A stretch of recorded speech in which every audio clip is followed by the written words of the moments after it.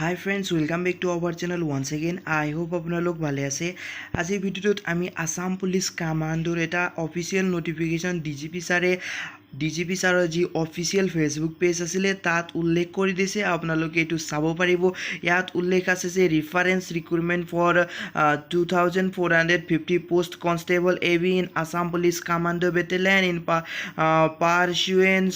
pursuance to advertisement that ইমান তাৰিখত আছিলে result of PST and PT has been uploaded on website SLP website যেহেতু commando বেটালিয়নৰ যি AB physical test হৈছিল তাৰ ৰিজাল্ট দিয়া হৈছে আৰু যিবিলাক ক্যান্ডিডেট পাস হল তেওঁলোকক সাইকোমেট্ৰিক টেষ্টৰ কাৰণে মতা হৈছে বুলি ইয়াত এডমিট কাৰ্ডটো তেওঁলোকে ডাউনলোড কৰিব পাৰিব বুলি এই নোটিফিকেশনটোত উল্লেখ আছে আৰু এই টুইটো 18 মিনিট আগত ডিজিপি সাৰে এটো টুইট কৰিছে। সো আপোনালোকে নিজৰ আপোনালোকে এডমিট কাৰ্ডটো ডাউনলোড কৰিব পাৰিব। যদি আপোনালোকৰ কাট অফ লিষ্টত নাম আহিছে তেতিয়ালে আপোনালোকে নিজৰ এডমিট কাৰ্ড ডাউনলোড কৰি আপোনালোকৰ সাইকোমেট্ৰিক টেষ্টটো দিব পাৰিব।